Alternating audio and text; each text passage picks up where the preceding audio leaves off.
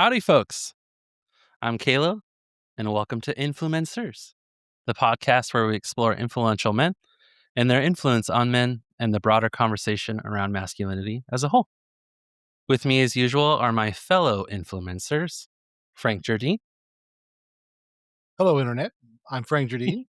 My background is in psychology and research and statistics. Perfect. Stephen Black. Hello, father, husband, son, all the things. I'm also a professional therapist in the Vancouver, Washington area. Very happy to be here, having another conversation with you, Caleb. Awesome. And then last but certainly not least, Evan Merkuliev. Hey, pastor here up in the Northwest. Love studying the Bible and huge fan of Jesus. There we go. Awesome. We're very well rounded. I already love that.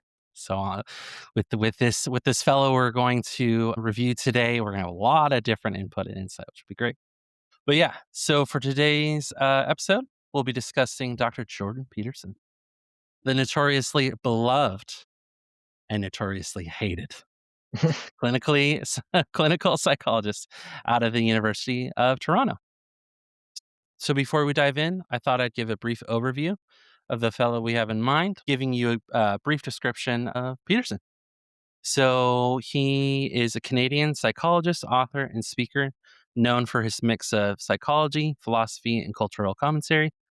He rose to prominence around 2016 after opposing a law in Canada he believed would compel speech on gender pronouns, an event that turned him into both a symbol of free speech and a lightning rod for controversy. Before his explosion on the internet scene, Peterson was a respected professor studying personality and meaning, known for his research on the Big Five personality traits, along with his early book, Maps of Meaning. His later bestseller, which I did happen to read, 12 Rules for Life, brought his ideas to a massive audience, encouraging people, particularly young men, to take responsibility, tell the truth, and find purpose in chaos. Supporters see him as a guide toward order and self-discipline, while critics say he oversimplifies complex issues and by doing so adds fuel to the ongoing polarization of our modern day and age. No matter what you think about the guy, Peterson has become one of the most influential and divisive thinkers of the modern era. So, said a whole bunch about this guy. Now that we have a baseline grasp of him, my little mini wiki, I thought I'd start by asking a pretty simple question. What do y'all think of this guy?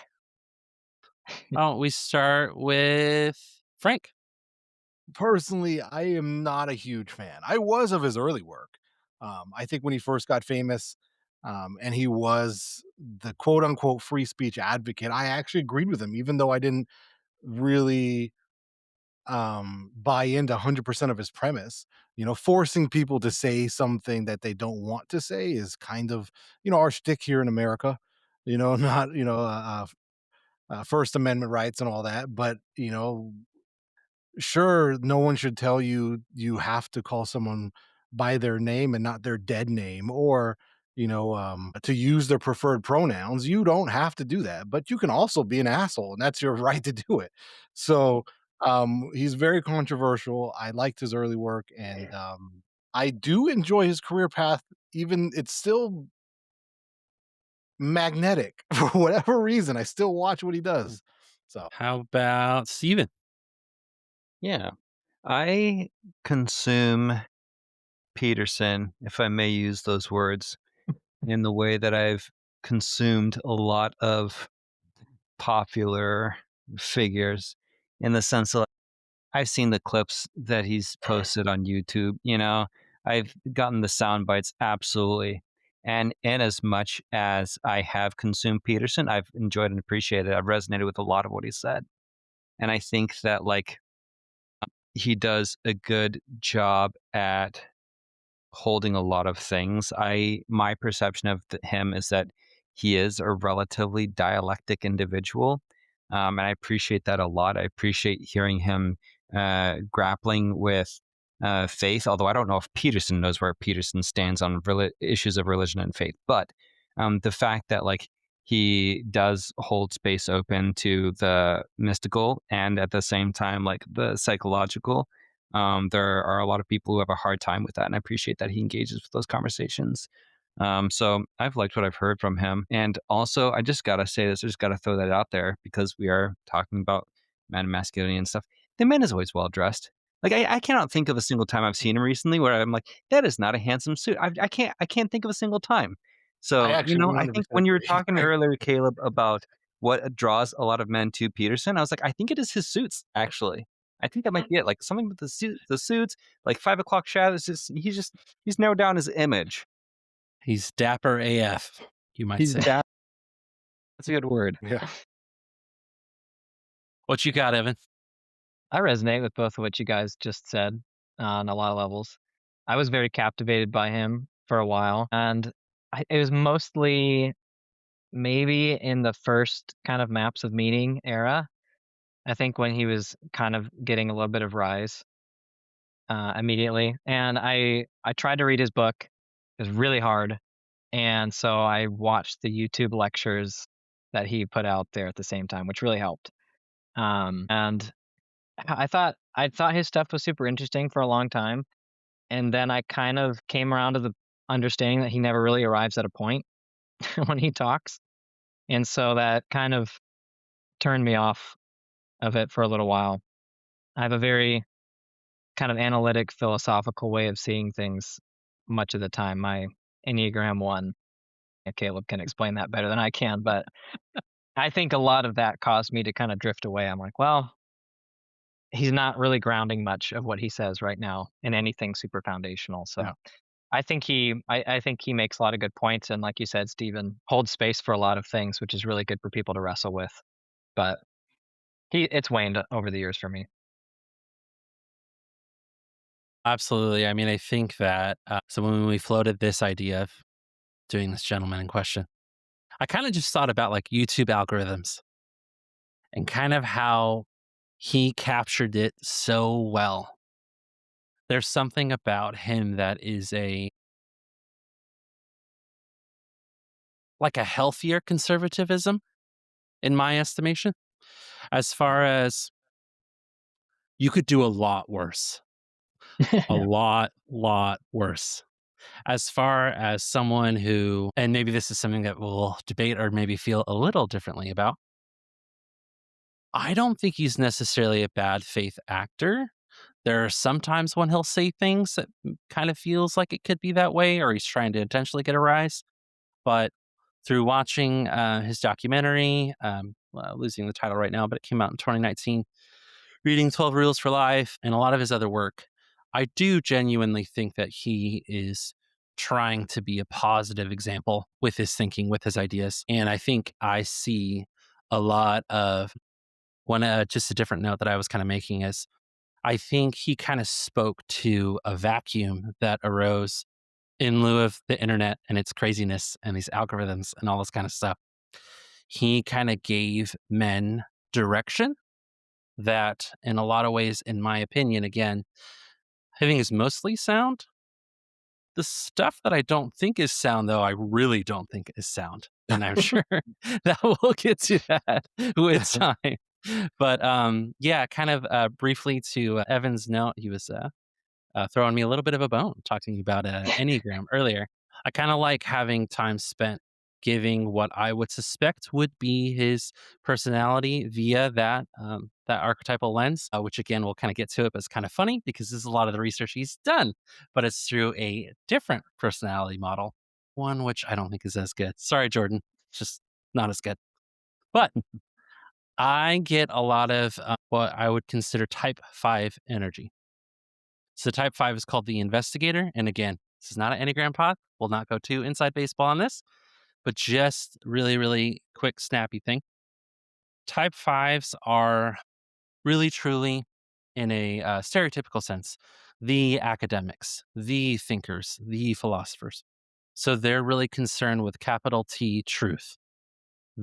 Sometimes they can be jokingly referred to as a brain on a stick. And so what that means is that one of their shortcomings, which again I think we'll speak to as this pod keeps going, is in some sense too much time spent in the mind and not enough in other elements of what makes us people, of what makes us men for that matter, which I would argue is part of us being embodied in our physical bodies along with the heart space. And so a lot of what I think appeal to many men that were listening to him is him giving them direction on action and a sturdy framework for doing that action. But again, we'll get to it. What I think he can miss at times is what is also important for men, which is compassion, empathy, and all those sorts of things that, again, I'm sure all of us will share over time with this pod. Some of which that kind of rhetoric or that kind of denial of heart spaces for men can be damaging. It's Oh, interesting you say yeah, that, go. Caleb. One thing I was going to throw out there was that, like, I thought a lot about what you asked last time we talked about, like, what is attractive about Peterson. And I feel in some ways, Peterson kind of follows in the same, like, I don't know, falls into the same sort of category as a lot of like self help type figures. But whereas like there are figures who are more, if I'm going to be a self help talk spokesman at a men's conference, then like I've got to have biceps. Like I've got to be a big dude. I've got to be macho and masculine and stuff. And Peterson is not that necessarily. And so while he is still a man and has a lot to say about masculinity and that sort of thing. I feel like he holds a little bit of a different space from like the, if you would say toxic masculinity, like that image of what self help, the direction that self help people can go. And so maybe that is a little bit more compassionate. Maybe it is more intellectual. Maybe that's what some people. Man, I don't need to be pumped up into a frenzy or whatever. I don't need to be incredibly physically powerful. Peterson is intellectual. And I think that probably a lot of people, yeah, I want to be intellectual. Or maybe it is that I want to be compassionate. And kind of what I'm hearing from you, Caleb, is that you don't feel like he does a good enough job at being compassionate and being empathetic. But I think that there is something about him that appeals to a different side of masculinity. And I think that is probably what attracts some people to him, anyways. Thoughts? No, I agree with you. I think that his main appeal is to men and reinforcing what is traditional male or characteristics, even though he doesn't embody that. I think he understands that to a certain extent. He's a very intelligent person. I think we all can agree that he's actually very intelligent. He has an education. He's a doctor. A lot of men cannot identify with that sort of you know status. So the only status that he can appeal to is the status that every man can kind of achieve, is just that sort of, baseline rhetoric of this is what a man traditionally is supposed to be. And so I think that's how he broadens his audience, instead of appealing to their, because he's a professor, and when you're at a university, you appeal to the people who are there to, you know, uh, expand their education, expand their minds. He can't appeal to regular people by doing what he does in the classroom. So instead, he's kind of shifted his um, gaze, or I hate using the same word over and over, but he's shifted his appeal to just being able to generalize it. Like, what do men want? And in a world now where jobs are very hard to get, jobs that have livable wages, and women achieving now more than they've ever had in their entire lives, women being more educated than men on a what do you call that, on a mass scale, by percentage based. You know, what can men achieve if you're supposed to be the breadwinner, if you're supposed to be able to protect your woman? And now women have kind of filled these roles where, no, I don't need a man. I can provide for myself. I'm a doctor, I'm an architect, I'm whatever it is. And so he's found that niche and saying, like, yeah, men have lost their ways, or however, he says it, instead of embracing, like, hey, times have changed. Men don't need to chop wood every day. Like, we don't need to be prepared for war. War has changed. We're not using swords and shields or muskets anymore. So to appeal to something that may have gone extinct in the 1990s is still something I think he has been able to capture. It's an uphill battle for everyone else trying to say, like, hey, like, I mean, I have a wife who was very educated, who was smarter than I am. I'm not intimidated by it, but I also don't feel the need to have to go to the gym every day to kind of reinforce my masculinity. So, how do you appeal to those men who it's hard to find a job? It's hard to find a woman who appreciates who you are because the patriarchy also hurts men in this sense that you're supposed to be this way. You're supposed to protect women. You're supposed to make the money, and so women think that way. So when women are, making $150,000 a year, they're looking for a man who makes $200,000 a year, which is like a 0.5% of men, like, so how do you compete with that? And I think he has found some sort of appeal within the zeitgeist of Republican and conservative values that has blown up. Sorry, I ranted. It's all salient, man, very salient. I mean, I think that the word that is coming to mind from, like, my synthesizing what I'm hearing from both of you is he's giving men dignity. I Yeah. think that I wrote a note about how, kind of, and Frank was alluding to this just now, right? Where our economy is different now than it's been ever, right? And there's whole discussions to be had about how, in a lot of ways, we just shipped our blue collar work to other countries for profit and gain. And that's not the point of this pod, but that has had, implications for the ways in which the common man, the average Joe, average dude, is supposed to make ends meet, provide for a family, feel a sense of purpose. Maybe that's the other thing. It's sort of funny, fellas. I came in sort of feeling a little in the red about this guy, but kind of a part of this pod is us kind of like in a live manner forming our own sense of what healthy masculinity looks like. And so I think for me, based on some of what I'm hearing you guys say, I think it is true that he is giving the modern guy, um, a lot of gentlemen that are going to be a little bit younger than our age bracket, like specifically Gen Z, but um, even a lot of different brackets, but in particular the young folks, right? This sort of like model, this sort of example of, I mean, I think I have the 12 rules up here. Yeah, stand up straight with your shoulders back. When I was reading the book, a little corny, rambles on and on and on about a lobster. Kind of to Evan's point, why are we talking about a lobster? I think I get what you're trying to say in that one sentence. Why are you going on and on about a lobster? Anyway, but I do get the idea though of within that first rule, you know, your shoulders back, kind of owning your power, owning your stature, owning your influence out in the world. And how, again, the word that just feels like it's come to mind is maybe he's giving modern men dignity in a time where a lot of them are sort of feeling like um, they're not getting it. Yeah, I think that's one of you said the void that he was speaking into. I think so much of what you both just described is that big void, the masculinity crisis that he kind of became the voice for. And I remember I went and saw him on one of his tours with some friends, and I was kind of amazed that he was able to sell out arenas on back to back to back nights, especially in the Northwest, where I think you might expect some people to maybe protest some of those events. But I remember hearing people saying, kind of like recently, and another probably more divisive figure, Charlie Kirk. I heard a lot of people saying he was me.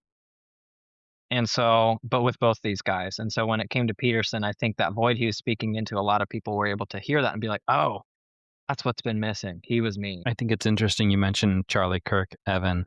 As I was thinking about Peterson, there was a similarity between the two figures in my mind too. Like there's a lot that I'm sure I disagree with both of them, but I respect anyone for being a political figure in the first place. Like that's got to take guts, and you know that if you say anything definitive, half the world is going to hate you.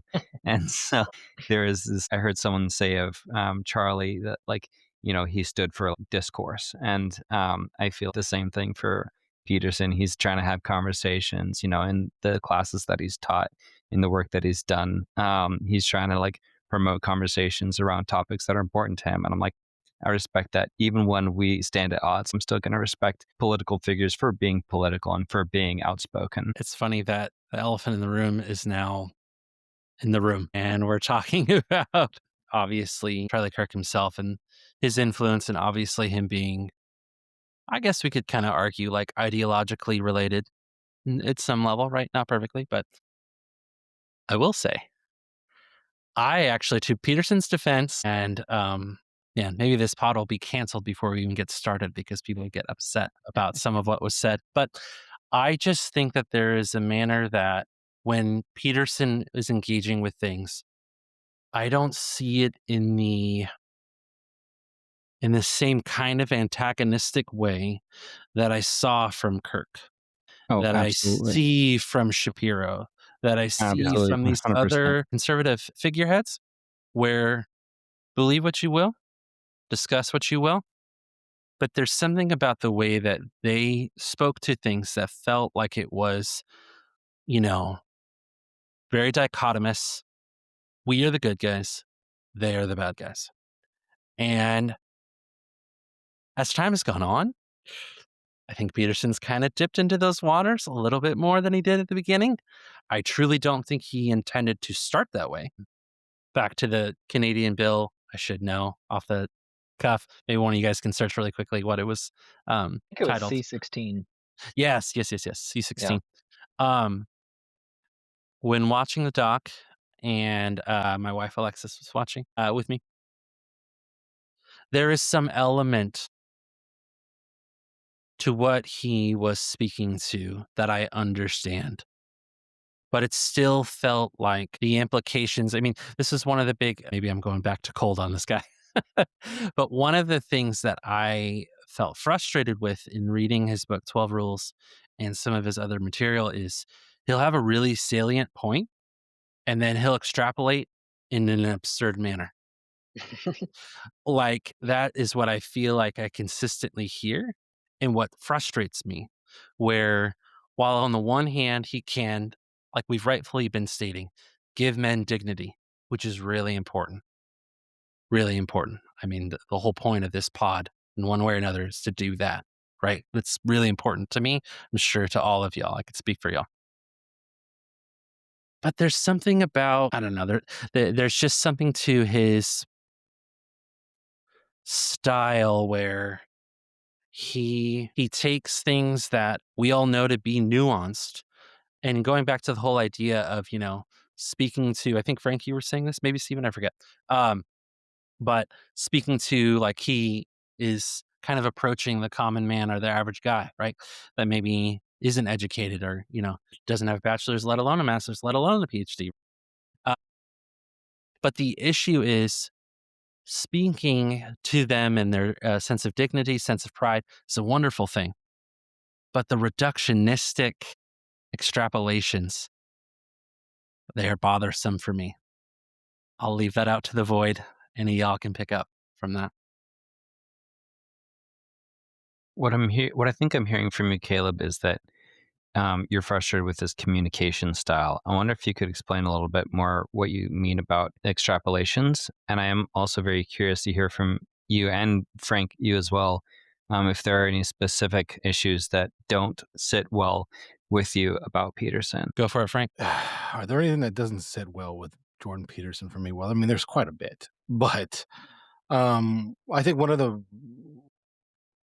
the biggest issues that I have with him is early on in his career, he ex- emphatically talked about how he was a devout atheist, doesn't believe in God, but yet how he uses God to weaponize against, feminism, essentially. That what is masculinity according to the Bible? What and he uses Christian nationalism in order to push those kinds of ideas. When Caleb was saying that, he's not as divisive as, say, like a Ben Shapiro or a Charlie Kirk. So some of that is true, especially early on in his career when he was, an educator. And I think as an educator, like, you want to leave a lot of room for the classroom to kind of come to their own conclusions because then discussion could be had. And I think that's what he was doing a lot in the beginning of his career, but now he's not. You went on to a show, with 12 Christians versus no, 12 atheists versus a Christian, some that effect. And you're now no longer debating ideas anymore. I mean, you can see through that debate that he was what is a god? What is belief? What is what are we talking about right now? So there's a lot of things instead of just like having the conversation, he doesn't do that. He avoids instead of educating. And I think he's lost his edge in my opinion because you came out as an educator. You came out as someone who wanted to I don't want to say poke the bear, but like as an educator, your job is to challenge the next generation, right? Like you're going to be stuck, and all that goes for all of us. We're all going to be stuck at some point in our own beliefs, and hopefully our children and our children's children can move past that. That's what I'm coming from the United States, but that's basically what the world is, right? Like we want a world that gets better and better. And at some point, the world is going to pass us by, and that is a true gift for us. I think he doesn't do that anymore as far as challenging the next generation. Instead, I feel like by perpetuating this view of masculinity, he's sort of suppressing progress. And it's completely the opposite of what a teacher is supposed to do. And so, like, that is where my main problem with him is because I am a lover of education. I have taught from preschool all the way up to the university level. Those are the things that you want your students to know. Like, even if I adamantly disagree with one of my students, I want them to push back. Like, you get an A just for having an idea that contradicts someone else, as long as it's informed. I am totally for that. That's what we're here for. I don't believe he wants that conversation anymore. So to me, his relevancy has only been he's only stayed relevant because of how he demeans feminism and how he bastardize what masculinity is. I don't so to answer your question, Stephen, that is probably my biggest issue with Jordan Peterson. As an educator, as someone who is educated, I don't think he no longer ascribes to what got him there in the first place. I think he has turned into that grifter and leaned into more of the Ben Shapiro route where I'm here to just someone had said that he sold out in the Northwest. That's because he has become a grifter. Like you're able to do those things. Like if you were able to continue to push people, you'd still be invited to universities and talking to professors, but you're not doing that anymore. You're talking to people who are not at that level because your grift is to the common person. And so I think although that sounds good in theory, in practice, I don't believe he's actually made the bridge or created a bridge for the people who are uneducated to understand complex ideas. I think he's just really pouring into the bases of our fears and our instincts. Yeah. No, I mean, I wanna Evan, I don't know if you wanna chime in because Frank had mentioned some stuff about biblical manners. I was gonna kinda speak to that, but if there's anything in particular, if not, I can go, but yeah, what you think? Yeah, well, you mentioned a little bit of it, Frank. My biggest problem with Peterson is big words, but epistemological pluralism. There's just an open field for truth. Everything's a story. And that's kind of his Jungian background of like these repeating archetypes. So I get where it comes from. But as a pastor and someone who helps other people answer really big questions about things like big T truth and where you should really aim yourself at. That's like one of his big quotes. He's always aim yourself at something that's not just today. And in general, that can be a good statement. But I watched his Genesis series that he did with a big round table of different thinkers. And I think he did an Mhm. Exodus one as well. And there's never, to my knowledge, he's never publicly admitted that he's a believer. So I've never Yeah. accepted that he is. Um, and I think there's like a two-sided coin. When he's out there talking about the Bible and scripture and all this kind of stuff, it gets a lot of people interested in it. But what I'm afraid of is that a lot of people find it and they go, oh, it's just one of many stories. And it's not treated with this core, solid, reality shaping grounding that Christianity really is. So makes my job harder when I have to talk to people about other Christians about Peterson. There's actually a book that came out that was really well. There's like 10 essays called Myth and Meaning in Jordan Peterson. Mm. And these different guys um, offer 10 different essays, kind of exploring a lot of that stuff too. I found it really helpful. Well, I think you touched on something as far as like making it hard for you as a Christian because Evan, your background is pastoral, correct? Yeah. Okay. So I don't come from that background, but I grew up in the church, and I think one of the biggest hurdles I've had to wrestle with, not only as an educator but just as a follower of Christ, is him talking about how empathy is a bad thing. That Mm. masculinity doesn't necessarily coexist with empathy, which is at odds with what Jesus had ever talked about. And the other thing Yeah. is how he condemns the poor. The poor are bad people, and it's like, that's also at odds with what scripture tells you. So it's like, like he says these things that are so definitive because he's grown into, and I think Andrew Tate took it to the next level, where he's grown into like, if you want to be a man, these are the things you're going to have to do, and you're going to have to be tough and obviously provide. And so if you're poor, you're not a man. And I'm like, well, no, that's not true at all. And I think that's one of the hardest things I'm wrestling with, moving forward into this world where Christian nationalism and masculinity is quote unquote under attack. And it's hard as a mix. I'm Latino and I almost spoke Spanish. I'm Latino and black. But like trying to tell a Christian nationalist who tends to be white people, like, hey, this isn't, you're not under attack when it comes to like, I care about you on a human level, but when it comes to like taking your job or your women, I don't care about that, man. I care about you being happy, right? And you being fulfilled. And I think those are some of the messages that I think that we should be telling people, and not telling them that, like, because you didn't reach this goal or this arbitrary goal that someone else has set, you're no longer a man or a Christian, or you love your country, or whatever the narrative is going to be. Um, so I think, Evan, you have your work cut out for you.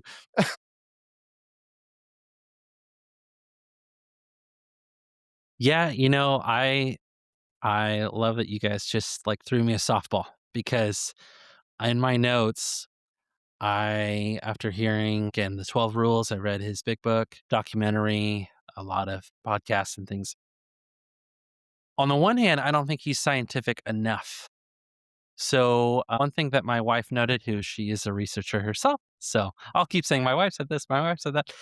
It kind of makes sense. She's a professor as well, so she has to have comments on this. But a lot of what he ended up researching and writing, he wrote by himself. So she was saying red flag, that's Yeah. not necessarily lends itself to, I don't know about academic credibility per se, but I'm not saying that. um, but I'm pulling one of his things. JK, JK. But what I was gonna say is, at times I really feel like he's not scientific enough, right? Where it's sort of what you were saying earlier, Frank, closer to when we started, where he's more teaching people this idea of what to think as opposed to how to think, Yes. right? Like, I feel like healthy teaching is how to think as opposed to what to think, right? And then also being concerned with the why you're thinking whatever you're thinking, right? And so as time has gone on, he's done that less and less. It's more and more about what to think. It's less and less about how to think or why you're thinking whatever you think. And then to Evan's point, and also cat's out of the bag. This is not a Christian podcast per se, but hey, we all tend to be people of faith. So we're going to speak on it. Shocker. It informs our lives. So did I let the cat out I the bag? think, no, it's good. It's good. Yeah, yeah. It's healthy. It's important for people to know. But I think for me, that was the other thing is I'm like, this is not biblical enough. This is not Christian enough. So much of what he was saying, I was like, this is antithetical to the Sermon on the Mount. And I could go line by line. It is not the red letters. And it kind of like It deeply upset me, frustrated me. Even now, I feel rising emotion from that just because Ugh.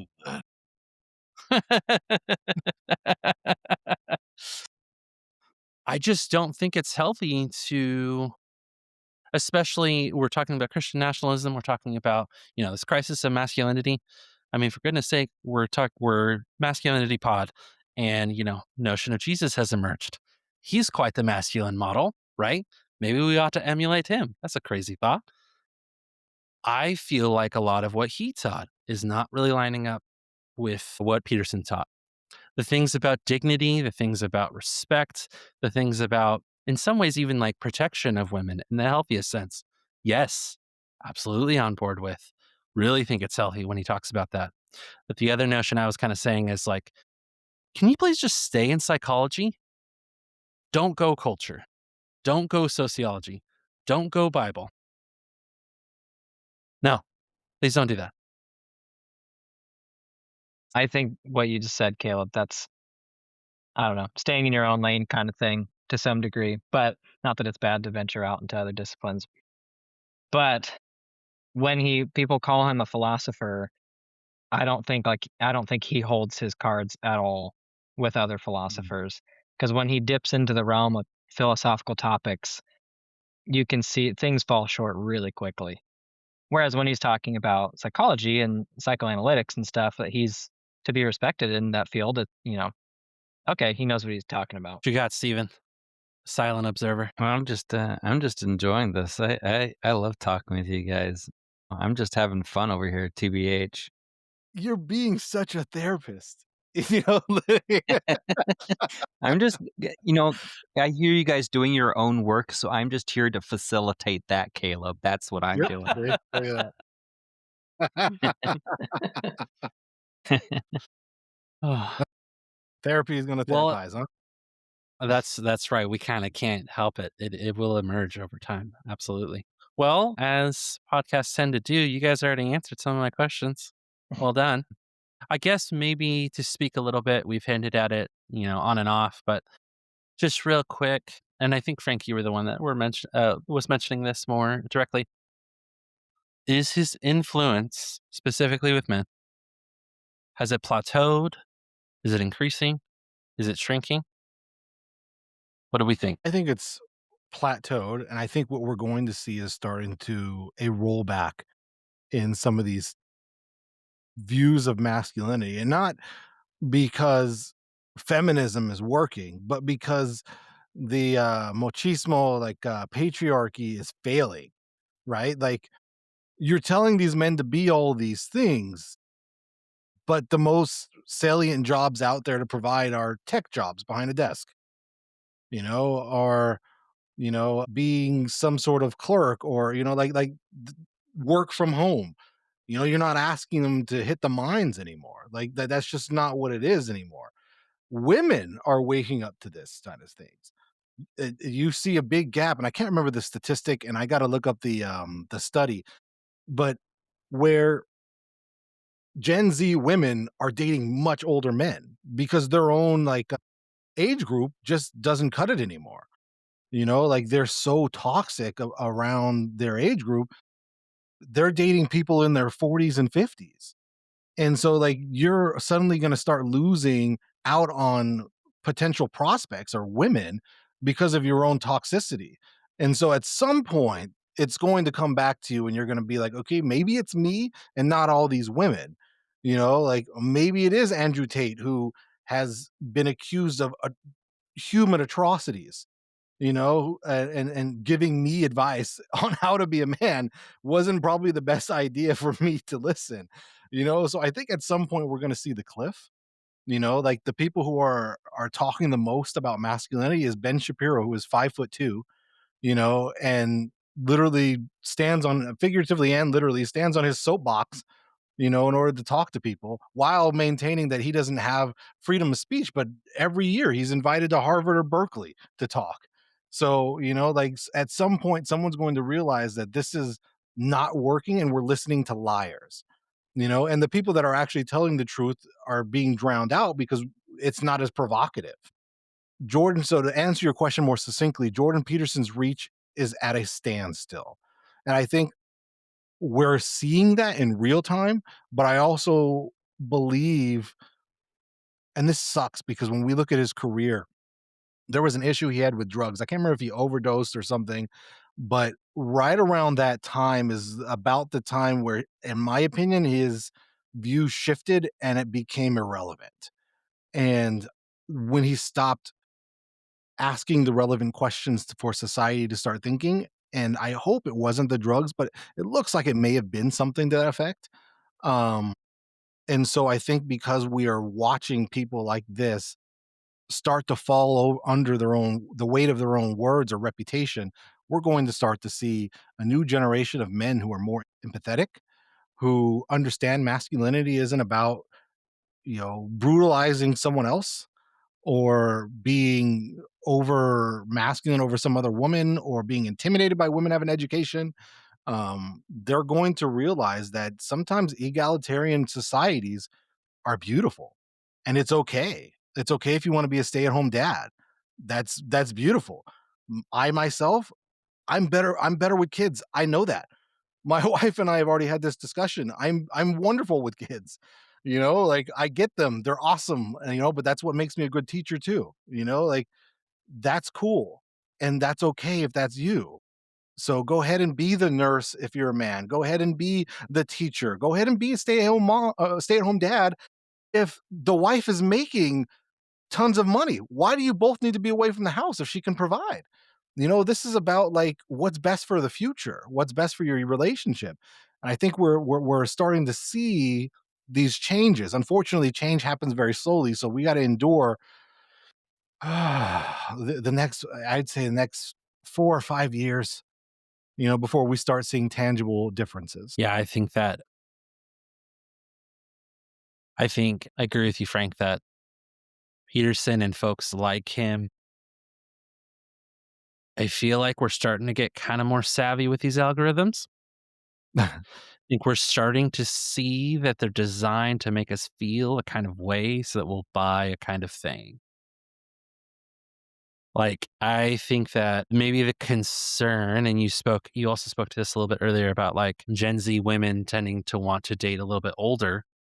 I think one of the things that's been sort of unfortunate about figures like him, you mentioned Tate, we mentioned Shapiro, you know, I was kind of hinting at it earlier, but they bring on a certain kind of revenue, right? They inform a certain kind of algorithm. But I do think that as time is going on and people are, again, becoming a little bit more aware of how media shapes us, I'm hoping that the tide will turn, as you're saying, and that more and more of us will kind of find ways to. It's going to be really hard to curate our own algorithm, right? We can't quite do that. The ad companies don't want that. But sort of find ourselves not being as, um, just being a lot better about avoiding all clickbait as much as possible. And that's where I kind of When it comes to this feel like podcast, please click this because you were baited into it. The more views, the exactly. better. Please. Exactly, exactly. We already spoke of something that would be, really contentious as it is. Like, no, we got that bill for sure. But yeah, I agree with you that I don't know if it's necessarily going to be on the rise. The thing that we mentioned earlier about him giving men dignity, I think it still stands. I really like and appreciate that. But there is something to be said about what is wrong with having a nuanced take on what masculinity means. Like, I don't necessarily think one has to be educated in order to have a nuanced view of what masculinity looks like or what it could be. And so, yeah, I don't really see the influence rising too much more. Obviously, he's kind of getting up there in age. Truth be told, right as we're recording this now, he is having health concerns. So, hope that he feels better and recovers. But again, Stephen, I'm kind of setting you up here, Mister. I'll just keep teasing you. Silent observer. What you got? Yeah. I think what I'm getting from you guys and what I've heard from others as well is that Jordan Peterson has said what he wanted to say, and that being the case, he's sort of like fading into irrelevance as we kind of move on and seek the next thing. And Caleb, to your point, perhaps seek something that's a little bit more nuanced. And two, I really appreciate what I heard from both you, Frank, and you, Caleb, that I felt like what you were saying was that you wanted to know what Jordan Peterson believed. And, as we're talking about education and how, good education is teaching people how to think, not what to think. I feel like giving an example of what to think and being argumentative is appropriate when done well, right? Like, so here's what I think. Go ahead and push against that now, And I think Peterson has not really done that. He does like nobody knows what he believes about God. Nobody knows what he believes about lots of things, and so like while he has done what he can to promote discourse and to do it in a way that's much more approachable than figures like Kirk and Ben Shapiro and all the others at the same time, like fading into irrelevance. I kind of see that too, and it's unfortunate. I wish he had more to say. I wish we could have more dialogue. As much as we agree or disagree with him, I think dialogue is a beautiful thing, and I really appreciate that. I see that coming from you guys too. That you're like, these are the things I don't like about him, and like, come on, say something, be about something, like be definitive, be wrong, but be definitive. I really like that. Evan, what you think? Well, I think some of it is the natural state of the internet. Like you have about, I mean, we use the term for so long, 15 minutes of fame. Like it's kind of true, especially now. It's just bound, you're almost bound to fade off into irrelevancy at some point. But feel like I've seen a video of him in the past being pretty emotional about like the weight that he carries of all these people who are telling him, "You've changed my life." Like I was about to commit suicide, and because I was listening to you, I didn't. And so he has, rightfully so, like, been very emotional about this weight that he carries on it, and, you can only carry that for so long. And a human being is not meant to carry that much of people for so long, like celebrity fame, notoriety, we're not really meant to handle that. Um, so I feel like it was almost inevitable that it would kind of plateau, and I have to disconnect my own, um I'm so absent from social media, so I'm not being fed stuff from him. So if I'm saying, "Oh, I don't see him anymore," it's because I don't see him anymore. It's not because he's actually not out there. But also feel like he's just not out there very much. Like I work with youth as well, and they never talk about Jordan Peterson. They talk about K-pop demon hunters and stuff like that. Yeah, I've never heard youth, I think, mention him as long as done youth ministry. Yeah, that's fair. It's funny you mentioned K-pop Demon Hunters. One of my kids asked me to play a K-pop Demon Hunter song in the car just yesterday, so I'm like, yeah, I guess that's accurate. Seemed to be on the rise, that's for sure. Yeah, not gonna lie, I didn't know that it was gonna be this big, and I heard a song and I was like, "Wow, that's actually pretty catchy." Awesome, awesome. Well, who would have thought in a Jordan Peterson pod week mention K-pop Demon Hunter? But hey, it's that popular, it's that famous right now. It's getting its 15 minutes right now, you might say. But yeah, Nice. I guess to wrap us up, one of the main goals of this pod, Influ-Men-Sirs, is to look at these influential male figures, right? Like we've been doing, reasonably well. We're crushing it, fellas. Well done. But we're also thinking about the ways in which they have personally impacted our masculinity. This is something, in my opinion, I don't often see enough, not just from figures like him, but just in general discussion of how these things hit us, not just up here, but also, and for those listening, in our heads, but also in our hearts. Like what kind of feeling does it promote? Exposure to his stuff, what it's meant for us, that sort of thing.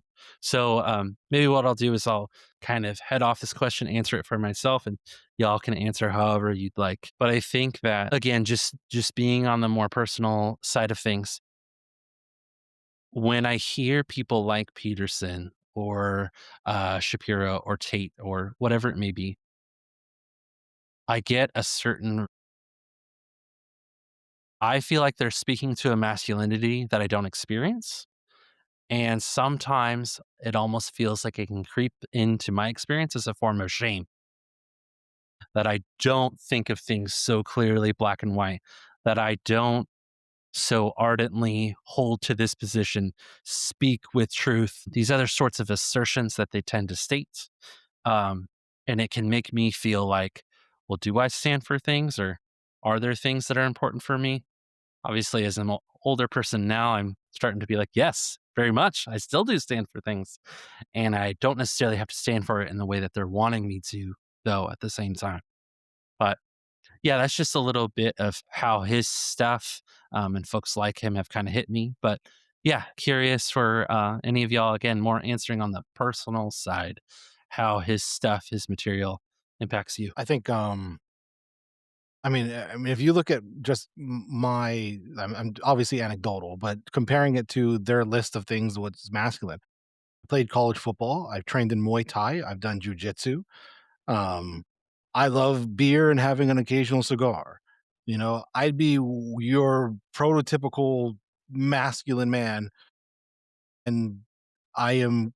I would call myself a feminist. Like I am not intimidated by my wife being smarter than me. I don't believe I have to control somebody. I don't believe I have to dominate another man in order to feel superior or confident in myself. I think the things that he says, as far as he appeals to Christianity, or, we cannot let the people that are in the margins get power. Essentially, those are the things that I don't stand for. And so for me, like, my masculinity isn't defined by the tenets that he builds up. And I'm coming from a person who would probably meet all of those things, So yeah.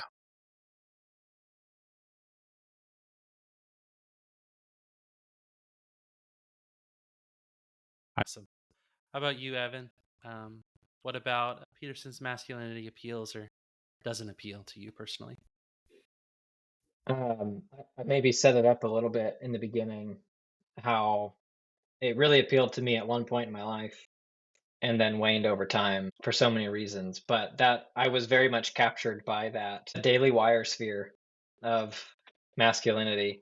And I thought it was so cool that they were out there standing for truth and putting their views out there. And I was even for a little bit, I was even very into like Steven Crowder and, liberal tears and all that kind of stuff. And I just look back on that and cringe a lot on some of that. But God's done some very formative work in my life over many years, and made me chill, made me chill on a lot of things. I was just going to reference Joshua Ryan Butler wrote a book called The Party Crasher, and in it he describes four political religions of our time. And the one that he describes Peterson belonging to is the religion of responsibility. No surprise.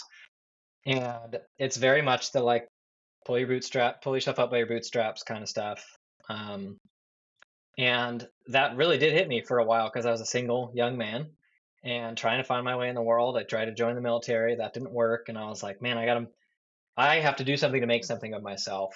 And God kind of helped me eventually work things out in my life, but it did really, I think, give me meaning, and I kind of found myself in a lot of what he was saying for a while. But then as Jesus took over again, speaking to my Christian experience, Jesus took over, and I was able to really see the world and myself through the red letters and through the Sermon on the Mount and through his character. Like there was a quote in one of the things we were looking at that talked about being nice. He called it a low end virtue. And I'm just like, man, like I don't know. It just changed so much over time, and now I don't see what he offers as masculinity as being very attractive anymore. So, Evan, are you saying that you're like definitively Christian? I'm definitively Christian. What do you mean by that? I'm teasing the fellow that we're reviewing right now. 'Cause Oh, you like can, making a you stance know, on it. Yeah, you can yeah, say that, yeah, I'm a Christian. That's what I believe. And you're the for pastor sure. here. So it's a Yeah, bad joke. But anyway, yeah. anyway. All right, Steven, your turn. Yeah. In parts work, we would ask, like, what is something that you would want to take with you, and what is something that you would want to leave behind? And I think that one thing that I would want to take with me is idea that something else is out there, that masculinity isn't the macho machismo type thing. Masculinity is not the brain on a stick that purely and solely intellectual thing. That something else is out there. I think that's something that Jordan Peterson kind of like made me think about. I think that's something that I will hold on to. Even if there's a more empathic version, a more well-rounded version of what I'm trying to be out there, and I'm still working on it. I think that is a thing that I will take with me from Peterson, that I am working on it. I am getting there. I'm going to keep looking for people who will engage in dialogue with me. And I will look for people who, unlike Peterson, like believe in something and aren't afraid to say it and aren't afraid to stand up for something. And so maybe that's what I want to leave behind in your words, Evan, which I love that phrase. What is it? Epistemological pluralism. I think I would like to leave epistemological pluralism behind. I do think that there's a right and wrong, and there's a truth out there, and maybe I don't understand it or interpret it as well as I can. But gosh darn it, I'm gonna go for it. I'm gonna try to find that and own it. So I think that's what I would want to take with me. I How's think that? like that's great. Yep.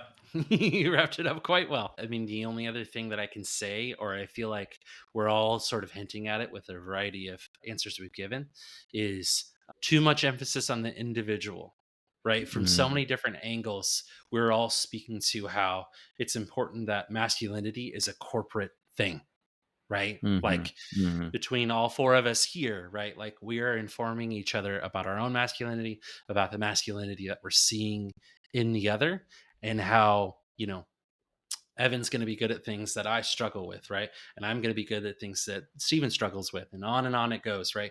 But that we are, in some ways, more masculine when we're able to lean on each other as brothers and less kind of doing a little bit too much of the personal responsibility thing, taking it too far, I might say. No man is an island, as mm-hmm. Thomas Merton would like to say. One of my boys, love him.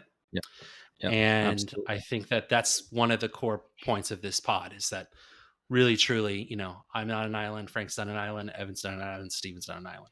We're all informed by each other, and that's a wonderful thing. Keep mentioning Jesus. That's a Jesus thing. That's a Bible thing. So, but yeah, thanks, folks, for listening to our pod today. I really hope you got something out of it. Sign us off. And yeah, appreciate it. See y'all later. And remember, stand up straight with your shoulders back. Got it. Just got it. Awesome.